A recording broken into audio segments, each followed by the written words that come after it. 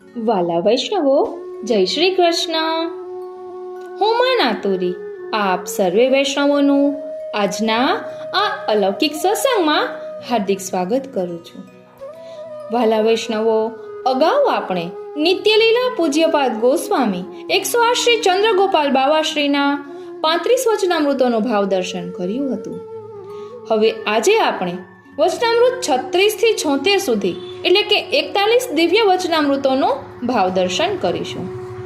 સૌ પ્રથમ આપ શ્રીના યુગલ ચરણારવિંદમાં વિનંતી ધરીએ કે અહીં દર્શાવેલા ભાવને અમે અમારા આત્મપટલ પર ધારણ કરી શકીએ એવી આપ કૃપા કરો. બોલો શ્રી વલ્લભાધીશ કી જય. વચનામૃત 36મો. ધર્મ, અર્થ, કામ અને મોક્ષ આ 4 પુરુષાર્થ છે, જ્યારે ભક્તિ એ 5મો પુરુષાર્થ છે. ચતુશ્લોકીમાં શ્રી વલ્લભે આ વાત સમજાવી છે. આ 4 પુરુષાર્થોમાં ભક્તિનો પ્રવેશ થાય ત્યારે જ આ પુરુષાર્થોને શ્રેષ્ઠ કહેવાય. ભક્તિનો પ્રવેશ થતા આ પુરુષાર્થનો અર્થ આ રીતે થાય છે. ધર્મ એટલે સદાય ભગવત સેવા કરવી, સેવા કદી ના છોડવી. અર્થ એટલે પ્રભુ જ આપણું સાચું ધન છે, પ્રભુમાં સૌથી વધારે આસક્તિ રાખવી. કામ એટલે પ્રભુને લાડ લડાવવાના મનોરથો હૃદયમાં અને ક્રિયામાં રાખવા. મોક્ષ એટલે પ્રભુમય બની જવું, પ્રભુના સુખને યોગ્ય બની જવું. વચનામૃત 37મો. જે ભગવાનના સુખમાં જ પોતાનું સુખ માને છે એ સુખની ભાવના, એનું નામ ભક્તિ.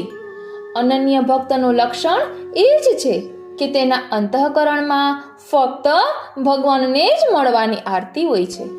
જો આપણા હૃદયમાં લૌકિક કે વૈદિક સુખની ઈચ્છા હોય તો પ્રભુના સ્વરૂપામૃતનો આનંદ કદી ના મળે. પ્યાસા હોય તો પાણીની કિંમત સમજાય અને ભૂખ હોય તો ભોજન ભાવે. એમ પ્રભુ માટે સાચી આરતી હોય ને તો પ્રભુના આનંદનો અનુભવ કરી શકાય.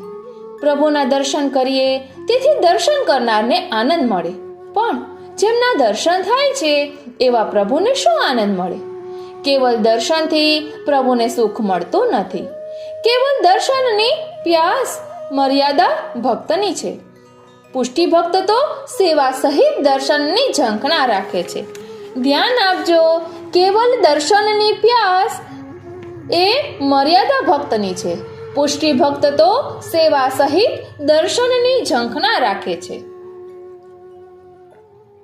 વચનામૃત 38મો. બ્રહ્મ સંબંધ પામેલ જીવાત્માએ બ્રહ્મ સંબંધ પહેલાના દોષોની ચિંતા ના કરવી, પણ બ્રહ્મ સંબંધ પછી દોષ ન થાય એ માટે સાવધાની રાખવી. બ્રહ્મ સંબંધ પછી અન્યાશ્રય અને અસમર્પિતથી દૂર રહેવું. દેહ, કુટુંબ, ધન જો ભગવત સેવા છોડાવે તો એ દુસંગી છે. દુસંગ મહાબાધક છે. દુસંગ એક ક્ષણમાં જીવનું પતન કરી નાખે છે. પ્રભુને સમર્પિત કર્યા વગરનું ભોજન કૂતરાની વિષ્ઠા બરાબરનું શાસ્ત્રમાં કહેવામાં આવ્યું છે.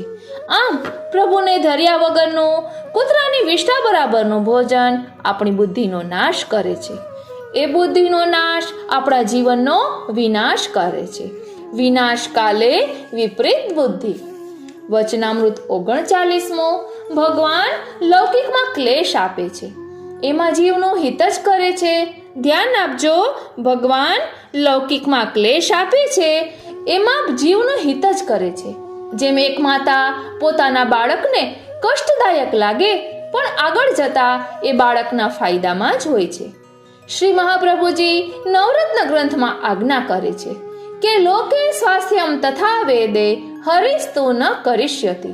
અર્થાત પ્રભુ લોકમાં અને વેદમાં ભક્તોની સ્થિરતા નહીં કરે, કારણ કે લૌકિક વૈદિક કાર્ય સિદ્ધ થયા કરે તો લૌકિક વૈદિક કાર્યના આવેશમાં પ્રભુનું વિસ્મરણ થઈ જાય અને ફલથી વંચિત થઈ જાય. વાલા વૈષ્ણવો, ખૂબ જ ધ્યાન આપજો. આપણી ફરિયાદ હોય છે કે ક્યારેય મનને શાંતિ નથી, લૌકિકમાં ક્લેશ છે. તો અહીં કહ્યું કે લૌકિકમાં ક્લેશ એમાં જીવનું હિત જ છે. કેમ કે જો લૌકિકમાં ક્લેશ ન હોય અને બધેથી આપણને સરાહના મળતી હોય તો આપણે લૌકિકમાં રચ્યા પચ્યા રહીએ. વૈદિક કાર્યોમાં રચ્યા પચ્યા રહીએ અને આપણા ઠાકોરજી સંસાર વૈરી છે. જો લૌકિકમાં રચેલા પચેલા રહીશું તો પ્રભુનું સ્મરણ નહીં થાય, તો પ્રભુને ક્યાંથી ગમે? માટે લૌકિકમાં ક્લેશ એ પ્રભુની કૃપાનું દાન છે, લૌકિકમાં દુઃખ એ પ્રભુની કૃપાનું દાન છે. બોલો શ્રી વલ્લભાધીશ કી જય. વચનામૃત 40મો. ગટરનું જલ ગંગાજીમાં મળતા પવિત્ર બની જાય છે, પણ ગટરમાં ગંગાજળ પધરાવાથી ગટર પવિત્ર થતી નથી. એ જ રીતે સંસારમાંના નાશવંત સુખો, જેમ કે પૈસે સુખી થઈએ, પરિવારથી ધંધાથી સુખી થઈએ, ખૂબ નામ વૈભવ મેળવીએ, દેહના સુખ મળે, આવા સંસારી ભાવથી સેવા કરનારાની સેવા ભગવાન સ્વીકારતા નથી. કેવલ પ્રભુને સુખ દેવું છે, એના જ સુખને પોતાનું સુખ માનવું છે, એવી શુદ્ધ નિષ્કામ ભક્તિનું દાન શ્રી મહાપ્રભુજીએ આપણને કર્યું છે. વચનામૃત 41મો. પૂતનાને મારીને ભગવાને પોતાના ષડ ઐશ્વર્ય ધર્મો પ્રગટ કર્યા. પેલું, નિર્દોષ પ્રાણીઓને મારનાર દુષ્ટ વ્યક્તિનો નાશ કરવો એ બરાબર છે. એમ પૂતનાને મારીને ભગવાને પોતાનો ઐશ્વર્ય ધર્મ પ્રગટ કર્યો. બીજું, પૂતનામાં રહેલ ઝેરનું પાન કરી પોતાનામાં ઝેરની જીરવવાનું સામર્થ્ય છે, આ વીર્ય ધર્મ પ્રગટ કર્યું. ત્રીજું, ભગવાનની વયનું કોઈ પણ બાળક આવું કાર્ય કરી શકે તે કરીને, એટલે આવું કાર્ય ના કરી શકે તે કરીને ભગવાને પોતાનો યશ ધર્મ પ્રગટ કર્યો. ચોથું, કોઈ પણ હથિયાર શસ્ત્ર વગરના મારતા પુત્રનું સ્તનપાન કરીને તેને મારીને ભગવાને પોતાનો શ્રી ધર્મ પ્રગટ કર્યો. પાંચમું, પૂતના દોષવાન હતી એમ જાણીને ભગવાને તેને મારીને પોતાનો જ્ઞાન ધર્મ પ્રગટ કર્યો, એટલે તેને મોક્ષ આપીને પોતાનો જ્ઞાન ધર્મ પ્રગટ કર્યો. પૂતનાને કોઈ પણ પ્રકારના રાગ દ્વેષ વગર મારીને ભગવાને પોતાનો વૈરાગ્ય ધર્મ પ્રગટ કર્યો. એટલે પ્રભુએ પોતાના ષડ ઐશ્વર્ય ધર્મો આ એક જ લીલામાં કરી બતાવ્યા. એટલે આપણે વચનામૃતોમાં પણ સાંભળીએ છીએ કે ઐશ્વર્ય, વીર્ય, યશ, શ્રી, જ્ઞાન અને વૈરાગ્ય આ 6 ગુણો ભગવાનમાં હોય છે. અને હમણાં જ આપણે લીધું હતું કે ગુસાઈજીના સાતેલાલજી, તેમાં પણ શ્રીનાથજીના ગુણો બિરાજે છે અને શ્રી ગિરધરજી છે એ ધર્મી સ્વરૂપ છે, અને બીજા બધા બાળકોમાં એક એક ધર્મ પ્રકટ સ્વરૂપે બિરાજે છે અને બાકી બધા ધર્મો ગુપ્ત સ્વરૂપે બિરાજે છે. આવું પણ આપણે ભાવદર્શન કર્યું હતું. વચનામૃત 42મો. પ્રેમથી, જ્ઞાનથી અથવા અજ્ઞાનથી જેણે જેણે પણ પ્રભુ સન્મુખ આત્મનિવેદન અર્થાત બ્રહ્મ સંબંધ કર્યું છે, પ્રભુ તો તેને સ્વીકાર કરે જ છે. અજ્ઞાનથી કરેલું આત્મનિવેદન પ્રભુએ સ્વીકાર્યું છે. જેમ અજ્ઞાનતા વશ અગ્નિને સ્પર્શ કરીએ તો દાજીએ તો ખરા જ. પ્રેમથી, જ્ઞાનથી, અજ્ઞાનથી કરેલ આત્મનિવેદન પ્રભુ સ્વીકારે છે, પણ સ્થિતિ અનુસાર ફલ પ્રાપ્તિમાં વિલંબ થાય.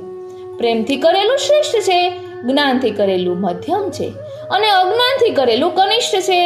વાણી દ્વારા કરેલું આત્મનિવેદન જ્યાં સુધી ક્રિયામાં નથી ને ત્યાં સુધી ફળરૂપ બનતું નથી. વાણી દ્વારા બોલાયેલું જો ક્રિયામાં ન આવે તો એ પ્રભુ સાથે વિશ્વાસઘાત છે. ધ્યાન આપજો, વાણી દ્વારા બોલાયેલું જો ક્રિયામાં ન આવે તો એ પ્રભુ સાથે વિશ્વાસઘાત છે. આપણે બ્રહ્મસંબંધના મંત્રના ભાવાર્થમાં બોલીએ છીએ કે ભગવાન કૃષ્ણથી વિખૂટા પડે હજારો વર્ષોનો સમય વ્યતીત થવાથી ભગવાનની પ્રાપ્તિને માટે હૃદયમાં જે તાપ ક્લેશનો આનંદ થવો જોઈએ તે જેને તિરોધાન થયો છે એવો હું જીવ ભગવાન કૃષ્ણ શ્રી ગોપીજન વલ્લભને દેહ, ઇન્દ્રિય, પ્રાણ, અંતઃકરણ, તેના ધર્મો, પતિ, ઘર, પુત્ર, કુટુંબ, ધન, આલોક અને પરલોક આત્મા સહિત સમર્પણ કરું છું.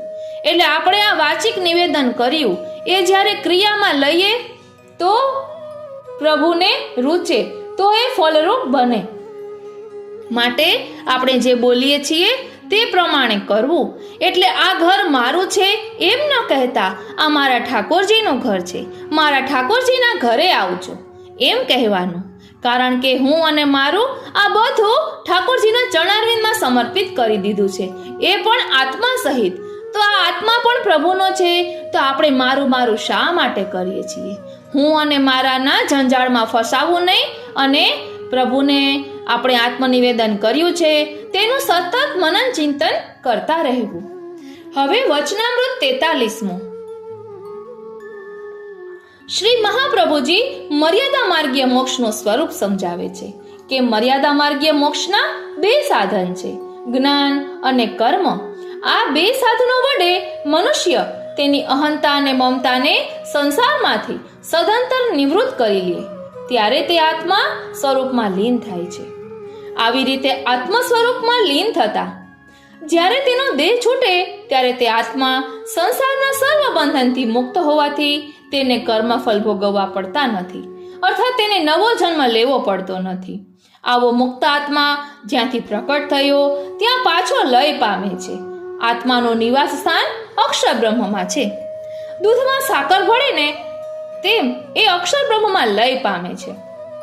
તેનું જુદું અસ્તિત્વ નથી રહેતું, તે દુઃખમાંથી નિવૃત્ત થાય છે. આવો મોક્ષ પામેલ પ્રલય પછી ફરી જન્મ લે છે. વચનામૃત 44મો. આપણે એમ માનીએ છીએ કે અષ્ટાક્ષરની દીક્ષા કે પછી બ્રહ્મસંબંધની દીક્ષા લીધા પછી અમારો પ્રવેશ પુષ્ટિ માર્ગમાં થઈ ગયો. પણ યાદ રાખો, તાળી એક હાથે ના વાગે. તમારો પ્રવેશ પુષ્ટિ માર્ગમાં થઈ ગયો, પણ પુષ્ટિ માર્ગનો પ્રવેશ તમારામાં થયો કે શું? એક બાળક સ્કૂલમાં જતો હોય ત્યારે તેનો જ્ઞાન મંદિરમાં તેનો પ્રવેશ થયો કહેવાય, પણ જ્યારે તે સ્કૂલમાં જઈને અભ્યાસ કરે ત્યારે જ્ઞાનનો પ્રવેશ તેમાં થાય. હવે માની લો કે બાળક સ્કૂલમાં જઈને ભણે જ નહીં તો જ્ઞાનનો પ્રવેશ તેમાં થાય નહીં. પછી સ્કૂલમાં જઈને જ્ઞાન મેળવેલું એ ફળ છે, એ ફળથી તે વંચિત રહે, તેમાં સ્કૂલે જવું વ્યર્થ થઈ જાય. એ જ રીતે બ્રહ્મસંબંધ લીધા પછી એ બ્રહ્મસંબંધ તેની ક્રિયામાં ના આવે તો એ બ્રહ્મસંબંધ વ્યર્થ થઈ જાય, તેનું ફળ નથી. બ્રહ્મસંબંધ જ્યારે વાણી, ક્રિયા અને મન ત્રણેયથી વફાદારીપૂર્વક થાય ત્યારે જ તે ફલીભૂત બને. બોલો શ્રી વલ્લભાધીશ કી જય. વચનામૃત 45મો. સેવાની સાથે સેવ્યના સ્વરૂપનું સેવાના સ્વરૂપનું અને સેવકના સ્વરૂપનું જ્ઞાન હોય તો સેવા ફલરૂપ બને.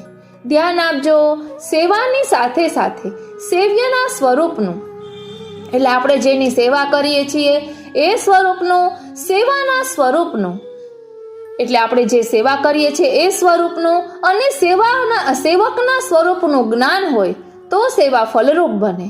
એટલે કે જેમ કે આપણે સેવક છીએ તો આપણે કોણ છીએ, ક્યાંથી આવ્યા અને આપણું લક્ષ્ય શું છે, હું કોણ, એટલે આપણે કહીએ છીએ ને ભગવાન પાસેથી વિખૂટા પડે હજારો વર્ષોનો, એટલે એ અર્થમાં લેવાનું છે.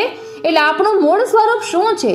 તો આપણે ઓ શ્રીનાથજી, ઓ શ્રીનાથ, આપણે શ્રી ઠાકોરજીના શ્રીઅંગની સૃષ્ટિ છીએ, એમના શ્રીઅંગમાંથી છૂટા પડેલા જીવો છીએ. તો આપણા મૂળ સ્વરૂપને આપણે યાદ રાખીએ અને સેવાના સ્વરૂપને સમજીએ. તો આ સેવા શું છે? તો આપણે જે ગોલોકધામમાં પ્રભુની ટેલ કરી છે એ શ્રી વલ્લભ પ્રભુએ આપણને પ્રકટ સ્વરૂપે અહીં દર્શાવી છે. એટલે એ સેવાનો શું ભાવ છે, જગાડવાથી પોઢાડવાની શું ભાવના છે, તેના ચિંતન સહિત સેવા કરવાની છે. અને સેવ્યના સ્વરૂપની વાત કરી તો આપણે માટે જે ઠાકોરજી બિરાજે છે એ સાક્ષાત શ્રીનાથજી છે. એ ભાવનાથી યશોદા સંગ લાલિત છે, એ ભાવનાથી સેવા કરવાની છે. એટલે આ બધું ધ્યાનમાં લઈને સેવા કરવાની છે. એટલે અહીં કહે છે કે ભક્તિ માર્ગનું જ્ઞાન ન હોય અથવા અન્યથા જ્ઞાન હોય એ અપરાધરૂપ તો છે જ. ભાગવતજી એ આપણા નિત્ય નિયમમાં ભગવત સેવાની સાથે જોડાયેલ છે. પણ જેમ ભાગવત સેવા વેપાર માટે કે કોઈ પણ સ્વાર્થ લાભ કે કોઈના માટે કે કોઈની પાછળ ના હોય, એમ ભાગવતજીનું પણ સપ્તાહના રૂપમાં કે કોઈના લાભાર્થે કે કોઈની પાછળ ના હોય. આવું કરવું એ શ્રી મહાપ્રભુજીની આજ્ઞાનું ઉલ્લંઘન છે. ભાગવત દ્રવ્ય આપીને સાંભળવું કે દ્રવ્ય લઈને વાંચવું એ સંડાસમાં ગંગાજળનો ઉપયોગ કરવા બરાબર છે. ઓ શ્રીનાથજી, એ બરાબરનું પાપ છે. એટલે કોઈની પાછળ ભાગવત સપ્તાહ કરવી ને એવું ક્યાંય આપણા શ્રી મહાપ્રભુજીએ કહ્યું નથી. આપણે રાજી ખુશીથી કરીએ તે ભલે, પરંતુ મોક્ષ થાય એ રીતનો મનમાં ભાવ આપણે રાખવાનો નથી. અને દરરોજને માટે નિત્ય નિયમમાં ભાગવતજીનું મનન ચિંતન કરવાનું કહ્યું છે. વચનામૃત 46મો. એક તરફથી પ્રેમનું પરિણામ નિરાશા હોય છે. હાલના સમયમાં ભગવાન અને ભક્ત વચ્ચે જે જોવા મળી રહ્યું છે એ એક તરફથી પ્રેમ જ છે. ભગવાનને તો ભક્તમાં પ્રેમ છે એટલે તો જીવયોને આપી, પણ પશુ ના બનાવતા મનુષ્ય બનાવ્યા એ ભગવાનનો પ્રેમ જ છે. મનુષ્ય દેહમાં વૈષ્ણવ બનાવ્યા એ ભગવાનની વિશેષ કૃપા. બ્રહ્મ સંબંધ જેવું સર્વોચ્ચ ફળ આપી સાક્ષાત ભગવાનની સેવાનો અધિકાર એ ભગવાનની અતિ વિશેષ કૃપા. પણ જીવને ક્યાં છે ભગવાનમાં પ્રેમ? સેવા, સત્સંગ, સ્મરણ નથી કરતો એ જ લક્ષણ છે ભગવત પ્રેમના અભાવનો. હો શ્રીનાથજી. વચનામૃત 47મો. શ્રી મહાપ્રભુજીના શરણમાં એવા પણ સેવકો આવ્યા છે જેમને સાક્ષાત્કાર થઈ ગયો હતો. જ્યારે તેઓ શરણે આવ્યા ત્યારે શ્રી વલ્લભે તેમને પૂછ્યું કે તમને તો સાક્ષાત પ્રભુના દર્શન થઈ ગયા છે, હવે તમારે શું જોઈએ છે? ત્યારે એ સેવકે કહ્યું કે મને પ્રભુના દર્શન તો થયા છે, પણ ભક્તિ રસ નથી જાગ્યો. આ ભક્તિ રસ તો કેવલ આપની કૃપાથી જ પ્રાપ્ત થાય. શ્રી વલ્લભની વાણીનો આદર કરી તેમને સમજીને તે આજ્ઞા અનુસાર ચાલીએ તો જ પ્રભુ ભક્તિ રસનો અનુભવ કરાવે. શ્રી વલ્લભનો અનાદર કરી પ્રભુની સેવા કે સત્સંગ કરવા જઈએ તો એ વાંદરાના ગળામાં હીરાનો હાર જેવી વાત છે. ઠાકોરજી આપણા ઘરમાં ત્યારે જ બિરાજે કે જ્યારે શ્રી વલ્લભ વાણી ક્રિયા અને મનથી આપણા જીવનમાં બિરાજે. વચનામૃત 48મો. અન્યાશ્રય મહાબાધક છે.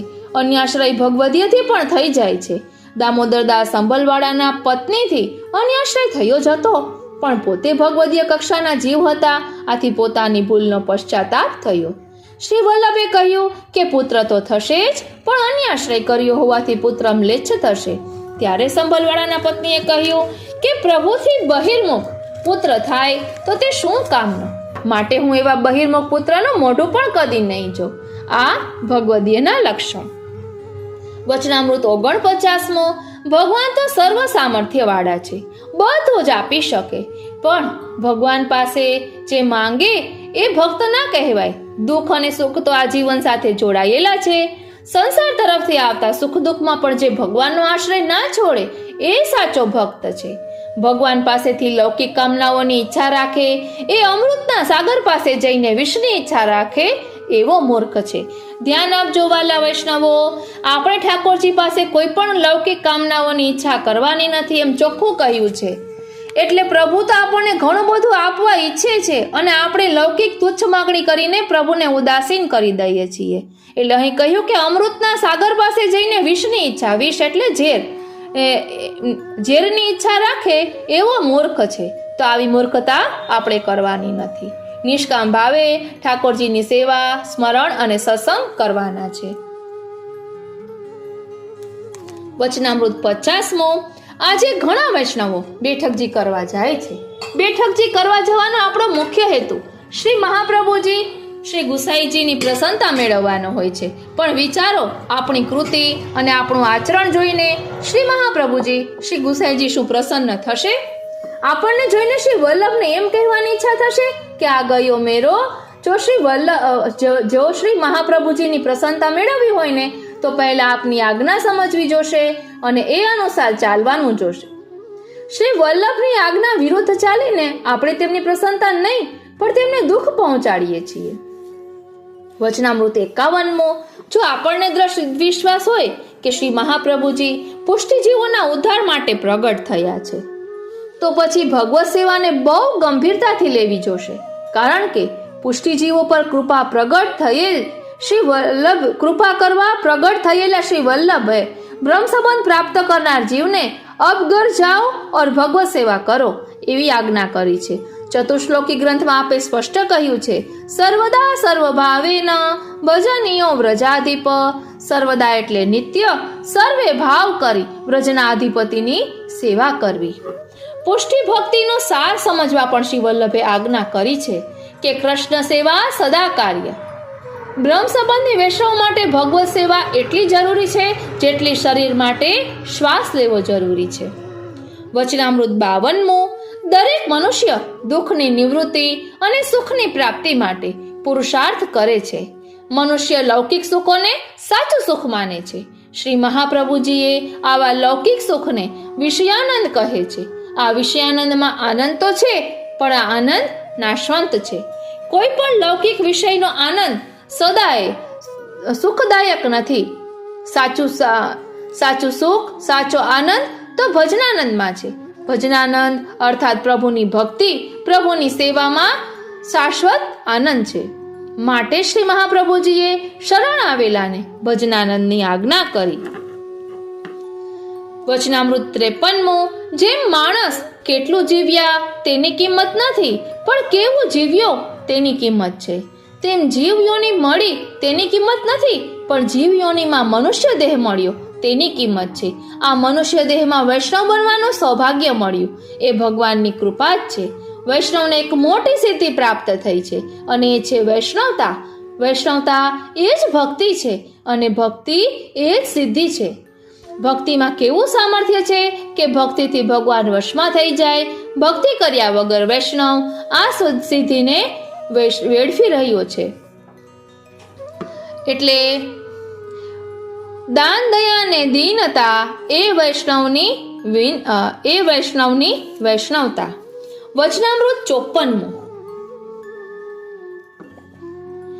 પુસ્તક એ જ્ઞાન નથી, પણ પુસ્તકમાં જ્ઞાન છે. ઓ શ્રીનાથજી, ધ્યાન આપજો. પુસ્તક એ જ્ઞાન નથી, પણ પુસ્તકમાં જ્ઞાન છે. પુસ્તકોને કબાટની શોભા બનાવવાથી જ્ઞાન પ્રાપ્ત થતું નથી, પણ તેને વાંચવાથી, સમજવાથી અને એ અનુસાર ચાલવાથી જ્ઞાન પ્રાપ્ત થાય છે. શ્રી મહાપ્રભુજીએ પુષ્ટિજીવોના કલ્યાણ માટે જ સ્વમાર્ગના સિદ્ધાંતો સમજાવવા ગ્રંથો લખ્યા છે. માર્ગનું રહસ્ય, માર્ગનું મૂળ ગ્રંથો દ્વારા શ્રી મહાપ્રભુજીએ આપણને સમજાવ્યો છે.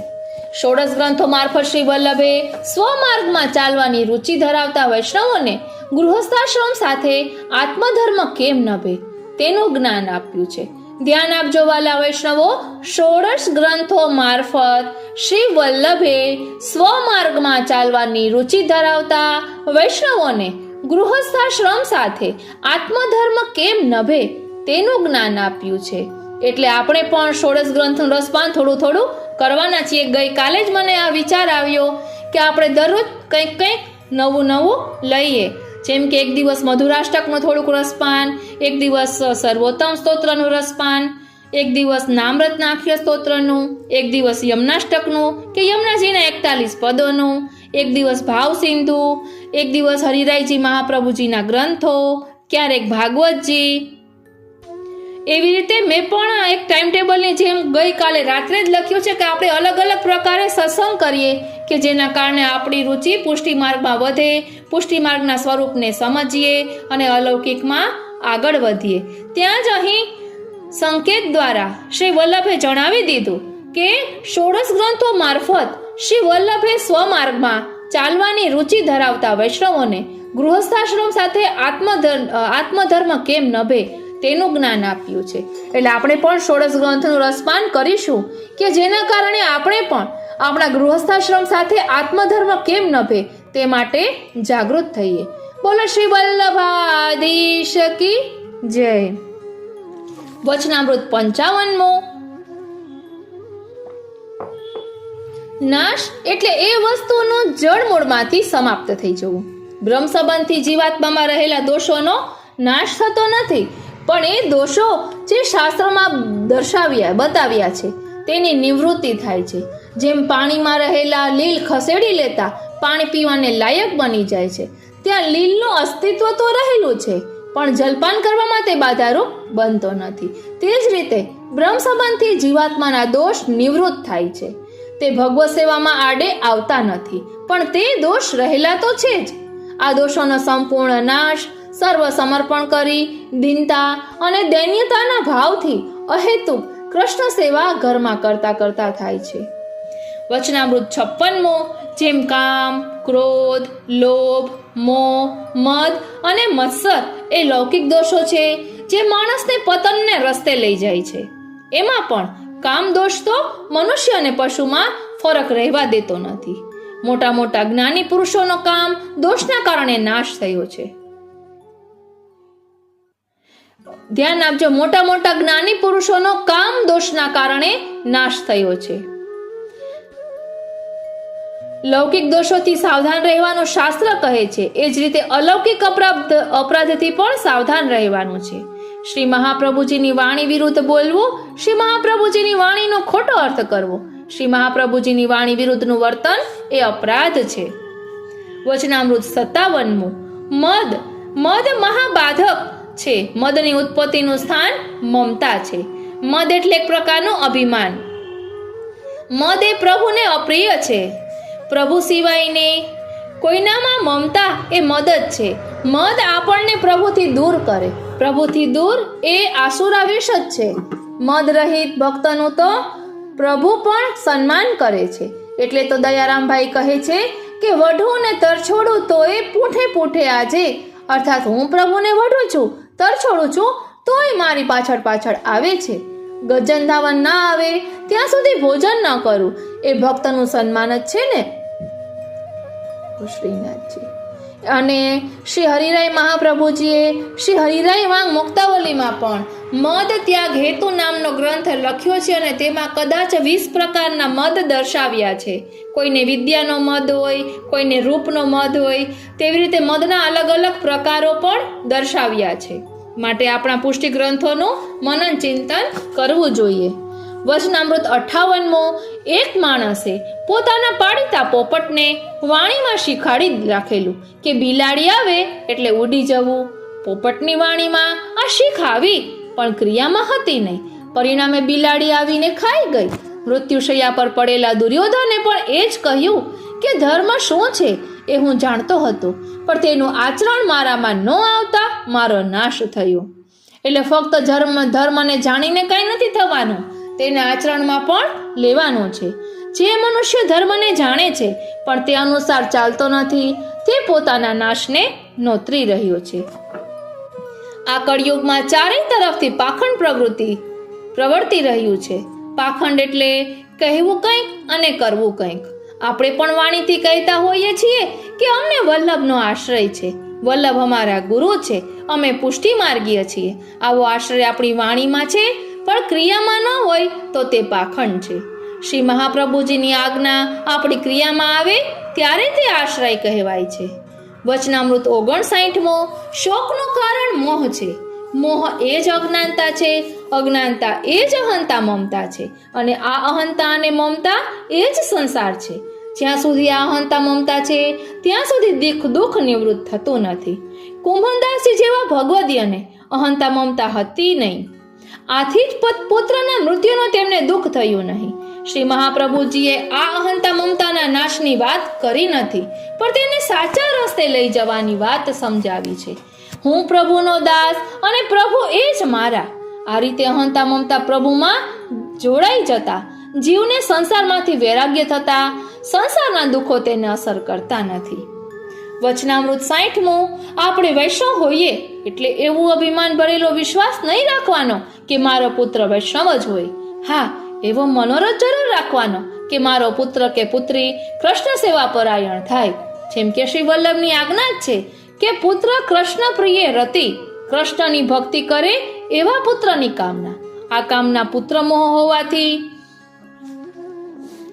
અજ્ઞાન અર્થાત સંસાર જ હતો, પણ આ કામના આ મોહ કૃષ્ણ સંબંધી બનતા બાધકની જગ્યાએ સાધક બની જાય છે. કૃષ્ણ સંબંધી દરેક વસ્તુ કૃષ્ણરૂપી પરમ ફલને પ્રાપ્ત કરવા સાધક બની જાય છે. એ વસ્તુ શુદ્ધ અને નિર્દોષ બને છે. માટે જ કૃષ્ણ સમર્પણની આજ્ઞા શ્રી વલ્લભની છે. વચનામૃત 61મો, 4 વર્ણ બ્રાહ્મણ, ક્ષત્રિય, વૈશ્ય અને શૂદ્રમાં બ્રાહ્મણ વર્ણ શ્રેષ્ઠ છે. બ્રાહ્મણમાં 6 ગુણો છે: વિદ્યા પ્રાપ્ત કરવી અને આપવી, દાન લેવું અને આપવું, યજ્ઞ કરવા અને કરાવવા. આવા ગુણોવાળા હોય તે તે બ્રાહ્મણ શ્રેષ્ઠ છે. પણ આવા શ્રેષ્ઠ ગુણવાળો બ્રાહ્મણ જો ભગવત ભક્ત નથી તો તે બ્રાહ્મણ કરતા હીન યોનિમાં જન્મેલો ચાંડાલ જો ભગવદીય ભક્ત છે તો તે શ્રેષ્ઠ છે.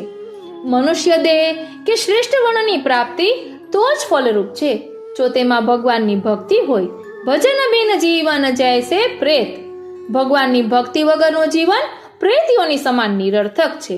શ્રી મહાપ્રભુજીએ કૃષ્ણ ભક્તિને કૃષ્ણ સેવાના રૂપમાં પ્રકટ કરી દૈવી જીવોને રસાસ્વાદ ભોગતામાં આનંદ કરતા કરી દીધા. કૃષ્ણ સેવામાં કેવો અદ્ભુત રસાસ્વાદ છે એ શ્રી વલ્લભની આજ્ઞા અનુસાર કૃષ્ણ સેવા પોતે કરે ને એ જ જાણી શકે. કૃષ્ણ સેવા દાસ્ય ભાવથી નિત્ય કરવી એ વૈષ્ણવ દેહની સાર્થકતા છે. વચનામૃત 62મો. મનુષ્ય દેહ અતિ દુર્લભ કહ્યું છે. મનુષ્ય દેહ નાશવંત હોવા છતાં અતિ કિંમતી છે. અસુરો કે પશુઓ મનુષ્ય દેહની ઈર્ષા કરે તે તો સમજી શકાય એવી વાત છે, પણ દેવતાઓ પણ મનુષ્ય દેહના ગુણગાન કે મનુષ્ય દેહની ઈર્ષા કરે ત્યારે જરૂર થાય કે આ મનુષ્ય દેહ બહુ અમૂલ્ય છે. જીવાત્મા જે 84 લાખ યોનિમાં ભટકે છે તેમાં મનુષ્ય દેહ શ્રેષ્ઠ છે, કારણ કે આ મનુષ્ય દેહથી જ ભક્તિ થાય. ભગવાનની ભક્તિ એ જ જીવાત્માનું સાચા અને સદા આનંદનો દાન કરે એવું સાધન છે. દેહ એ આપણી સાચી ઓળખાણ નથી, પણ આત્મા એ સાચી ઓળખાણ છે.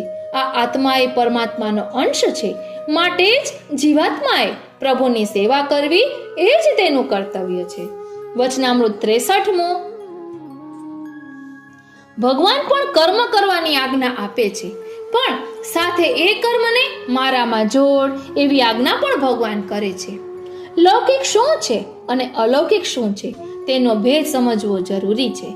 આપણે ભગવત સેવા કરતા હોઈએ પણ એ સેવામાં સ્વાર્થ ભાવના હોય, આડંબર હોય, દેખાદેખીની ભાવના હોય તો આવી ભગવત સેવા હોવા છતાં અલૌકિક નહીં પણ લૌકિક માનવી. આપણું લૌકિક પણ જો પ્રભુના સુખ માટે છે તો તે લૌકિક પણ અલૌકિક સમજવું. આપણે પ્રભુની સેવા પ્રભુના સુખ માટે ના કરીએ અને આપણા લાભ સંતોષ માટે કરીએ તો એવી સેવા પુષ્ટિ પ્રભુને સ્વીકાર્ય નથી. જીવનમાં કોઈ વસ્તુને લૌકિક રહેવા ન દો પણ બધું અલૌકિક બનાવો. આવું ત્યારે જ શક્ય છે જ્યારે લૌકિક પણ પ્રભુની સેવામાં જોડાય. જ્યારે બધું પ્રભુમય બને ત્યારે લૌકિક કંઈ રહેતું નથી. વચનામૃત 64મો. પરમાત્માથી છૂટા પડ્યા પછી જીવાત્માનું સ્વરૂપ પ્રભુના દાસનું છે. દાસનો મુખ્ય ધર્મ પોતાના સ્વામી એવા પ્રભુની સેવા કરવાનો છે. સ્વામીને સુખ થાય એવી એ જ સાચા અર્થમાં સેવા છે. પ્રભુના સ્વરૂપનું જ્ઞાન, પ્રભુની સેવા, પ્રભુની ઈચ્છાથી જ જીવાત્માને પ્રાપ્ત થાય.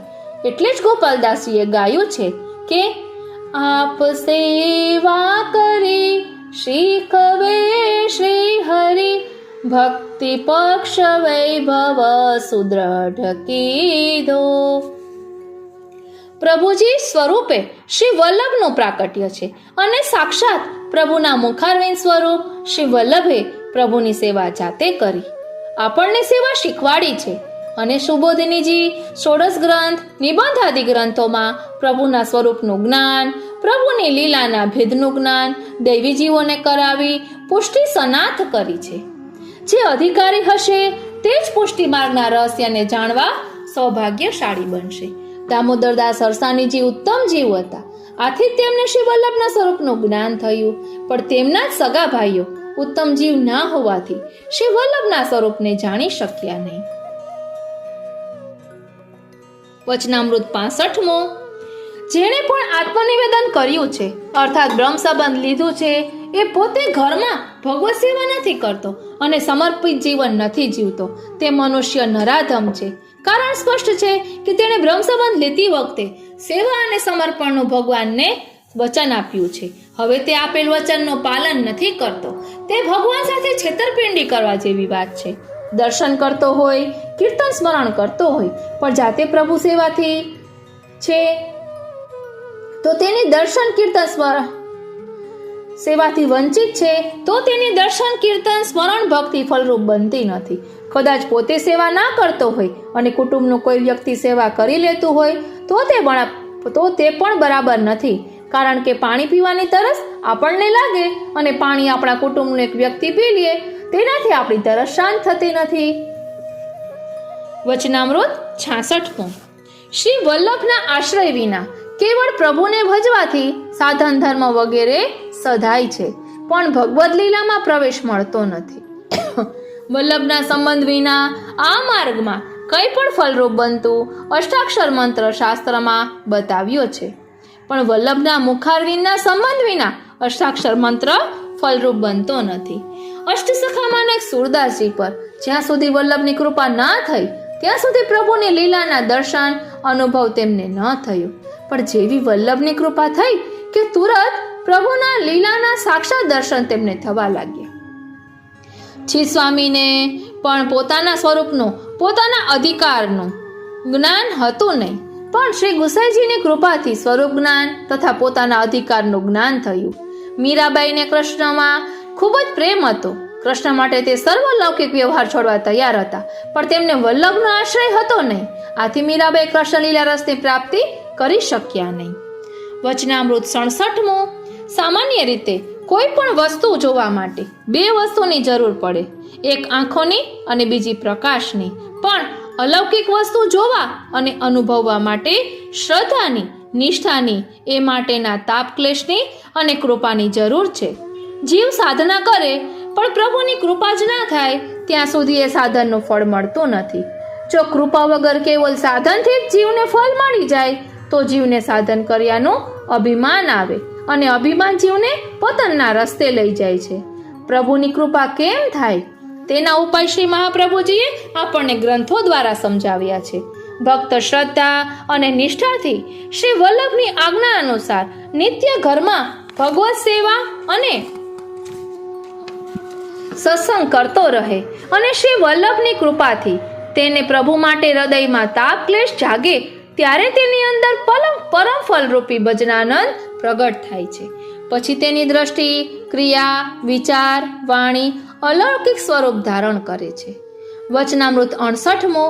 લાકડામાં જેમ અગ્નિ છુપાયેલો છે, જે દિવાસળીના સ્પર્શથી પ્રગટ થાય છે, એ જ રીતે જીવ માત્રમાં અંતર્યામી રૂપે ભગવાન બિરાજે છે, પણ તેનો અનુભવ જીવને થતો નથી. જીવ માત્રમાં બિરાજેલ એ અંતર્યામી પ્રભુનો જીવને જ્યારે અનુભવ થવા લાગે ત્યારે તેને અલૌકિક આનંદનો રસાસ્વાદ પ્રાપ્ત થાય છે. આવા જ આનંદના સ્વાદને પ્રાપ્ત કરાવવા શ્રી વલ્લભનું પ્રાકટ્ય છે. હૃદયમાં બિરાજેલ અંતર્યામી બહાર લીલાત્મક સ્વરૂપે પ્રકટ થાય અને નિજ ભક્તને પોતાની સેવા દ્વારા અદ્ભુત, અવર્ણનીય, રસ શ્રેષ્ઠ એવો ભજનાનંદનો આનંદ પ્રાપ્ત કરાવે. એવું આ દેવોને પણ અસંભવ એવું આ ફળ ભગવત સેવા કરતા કરતા શ્રી વલ્લભની કૃપાથી જરૂર પ્રાપ્ત થાય છે. વચનામૃત 69. શ્રી ગિરિરાજજીને હરિદાસ વર્ય કહેવામાં આવે છે. વર્ય એટલે સર્વશ્રેષ્ઠ શ્રી ગિરિરાજજી કૃષ્ણની સેવામાં સદાય તત્પર છે. દુઃખ હરતા એવા હરિ અર્થાત કૃષ્ણની ભક્તિમાં સદાય ઓતપ્રોત રહે છે.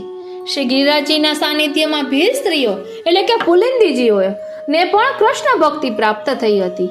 વનમાં ગાયો ચરાવીને વૃક્ષને નીચે વિશ્રામ કરતા પ્રભુને સાંજે ભાતના ફળ આરોગાવીને પુલિંદીજીઓએ પ્રભુને પ્રસન્ન કર્યા હતા. આ પુલિંદીજીઓને પ્રભુમાં ભક્તિ થઈ, પ્રભુની સેવા કરવાની ઈચ્છા થઈ. તેનું કારણ તેમના પર શ્રી ગિરિરાજજીની કૃપા હતી. જે કૃષ્ણ ભક્તિના ભાવે શ્રી ગિરિરાજજીના આશ્રયે જાય છે તેના અલૌકિક મનોરથ જરૂર પૂરા થાય છે. બોલો શ્રી ગિરિરાજ ધરણ કી જય, શ્રી વલ્લભાધીશ કી જય, શ્યામ સુંદર શ્રી અમને મહારાણી જુ કી જય, શ્રી ગુસાઈજી પરમ દયાલ કી જય. વચનામૃત 70. ભગવાન આજ્ઞા કરે છે કે મારો સર્વશ્રેષ્ઠ ભક્ત છે તેના માટે તો શાસ્ત્રમાં બતાવેલી 4 પ્રકારની મુક્તિ, સાયુજ્ય, સારૂપ્ય, સામીપ્ય અને સાસૃષ્ટિ પણ સાવ તુચ્છ અને અપ્રિય છે. એ મારા શ્રેષ્ઠ ભક્ત માટે તો કેવલ મારી ભક્તિ સિવાય કોઈ વસ્તુ સુખરૂપ નથી. આવા જ શ્રેષ્ઠ ભગવાનના પ્રિય ભક્તોની ભક્તિ એ જ પુષ્ટિ ભક્તિ છે. શાસ્ત્રમાં ભક્તિના જુદા જુદા 81 પ્રકાર બતાવવામાં આવ્યા છે, જેનું જ્ઞાન કપિલ દેવજીએ પોતાના માતાને કરાવ્યું છે. આનું વર્ણન ભાગવતજીમાં આવે છે.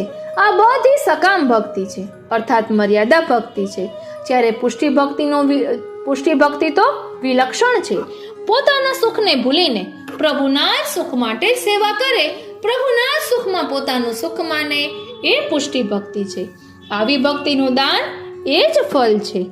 વચનામૃત 71મો.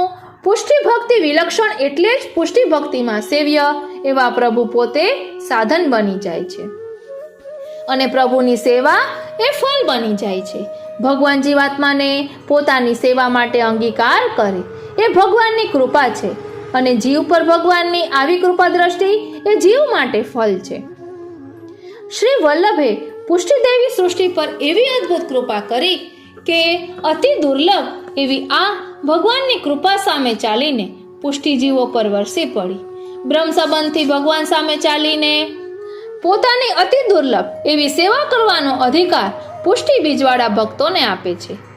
આમાં પુષ્ટિ જીવો પર શ્રી મહાપ્રભુજીની કૃપા જ કામ કરી રહી છે.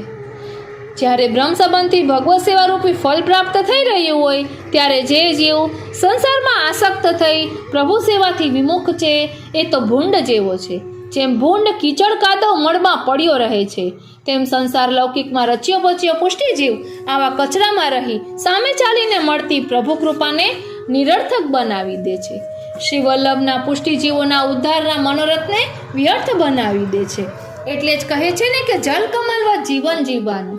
જે રીતે કાદવમાં કમળ ખીલે છે પરંતુ એ કાદવ કમળને સ્પર્શી શકતું નથી, તેવી રીતે આ સંસારમાં રહીને ઠાકોરજીની સેવા સ્મરણ સત્સંગ કરવાના છે, પરંતુ એ સંસારિક ભાવને આપણામાં લિપ્ત થવા દેવાનો નથી. એટલે તેમાં સંસારમાં રહેવા છતાં ચિત્ત પ્રભુમાં પરોવાવું તેનું જ નામ સેવા છે. એટલે જ સિદ્ધાંત મુક્તાવલીમાં શ્રી મહાપ્રભુજીએ કહ્યું ચેતસ્તત પ્રવણમ સેવા. વચનામૃત 72મો. 11 વર્ષ અને 52 દિવસ વ્રજમાં અલૌકિક અદ્ભુત લીલારસ છલકાવી વ્રજ ભક્તોને પ્રેમાસક્તિનું વ્યસનનું દાન કરી પ્રભુ મથુરા પધારી જાય છે. ત્યારબાદ થોડા સમય પછી ભગવાન પોતાના પ્રિય સખા ઉદ્ધવજીને વ્રજમાં મોકલે છે. ઉદ્ધવજી 6 માસ વ્રજમાં વ્રજ ભક્તો સાથે રહે છે. 6 માસ રોકાયા બાદ ઉદ્ધવજી ફરી વ્રજમાંથી મથુરા જવાની તૈયારી કરે છે અને ગોપીજનોને પૂછે છે કે તમારે ભગવાનને કંઈ સંદેશો મોકલવો છે.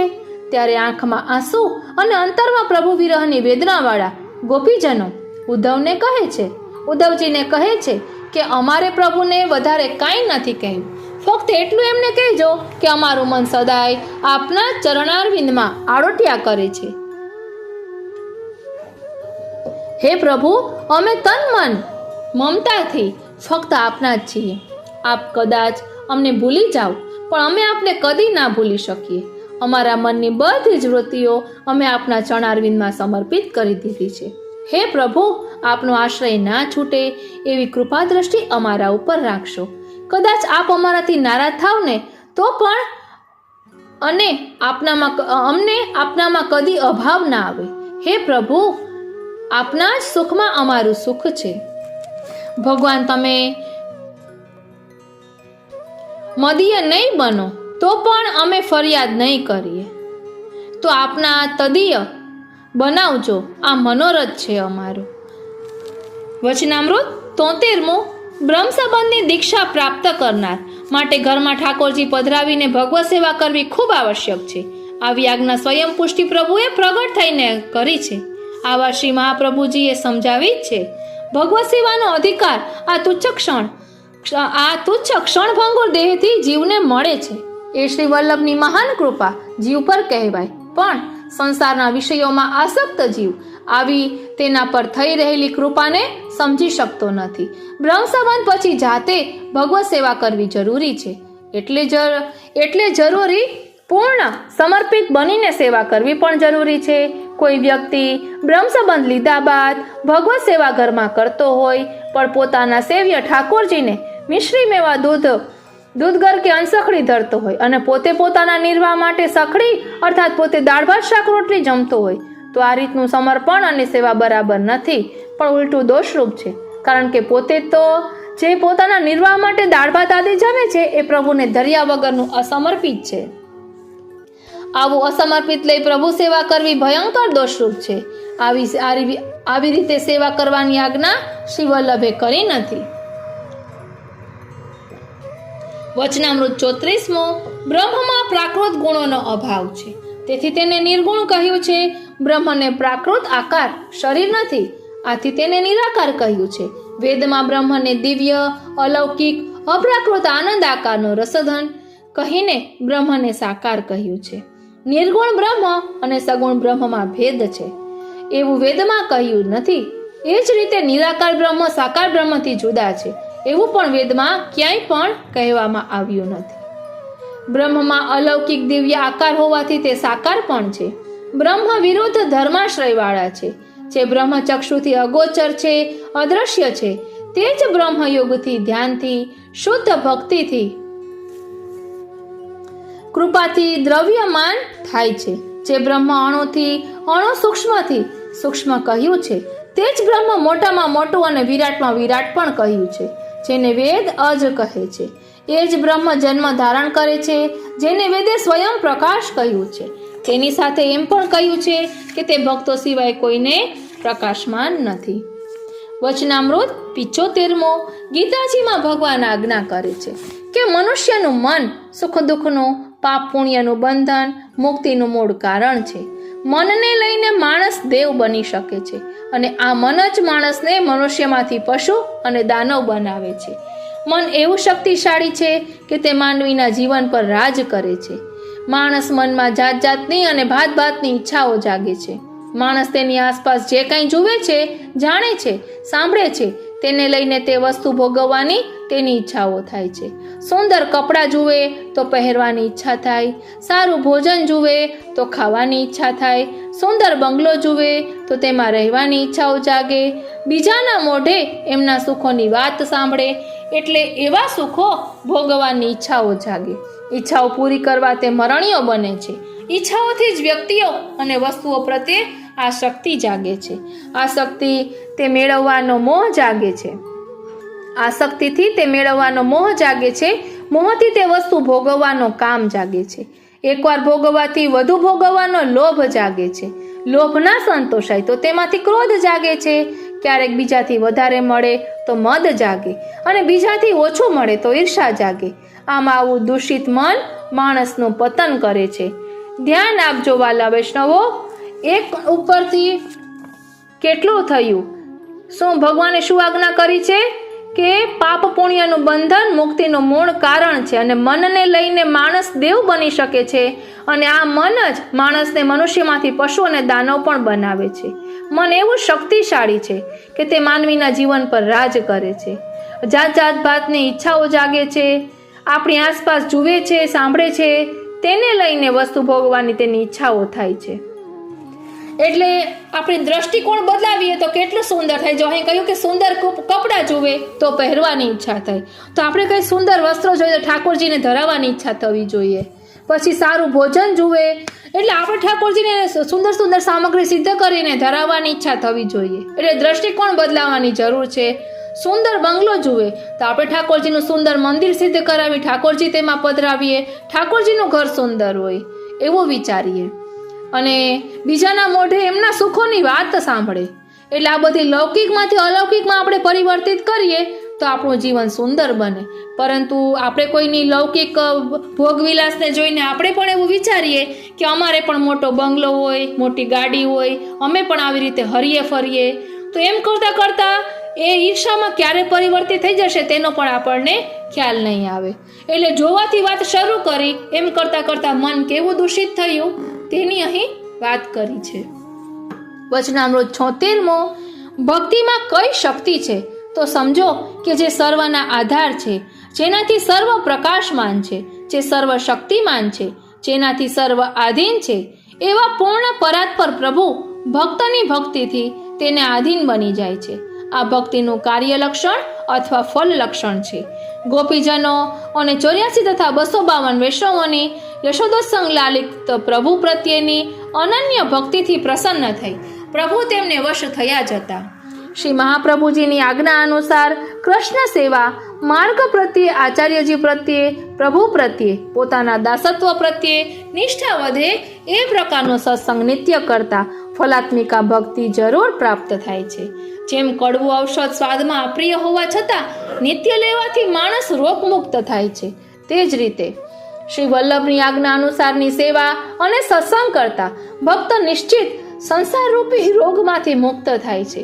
જેમ કમલના અને ખાખરાના પાન જલમાં રહેવા છતાં ભીંજાતા નથી, એ જ રીતે સાચો ભક્ત સંસારમાં રહેવા છતાં સંસારમાં ભીંજાતો નથી. બોલો શ્રી વલ્લભાધીશ કી જય. વાલા વૈષ્ણવો, આ રીતે આજે આપણે નિત્ય લીલા પૂજ્યપાદ ગોસ્વામી 108 શ્રી ચંદ્રગોપાલ બાવાશ્રી ના 41 વચનામૃતોનું ભાવ દર્શન કર્યું. એટલે આપણે ટોટલ 76 વચનામૃતોનું ભાવ દર્શન કર્યું. હવે બાકીના વચનામૃતો આપણે આગલા પાઠમાં લઈશું. આજનો આ સત્સંગ શ્રીનાથજી, શ્રી યમુનાજી, શ્રી મહાપ્રભુજીના ચરણારવિંદમાં સમર્પિત કરું છું. જય શ્રી કૃષ્ણ.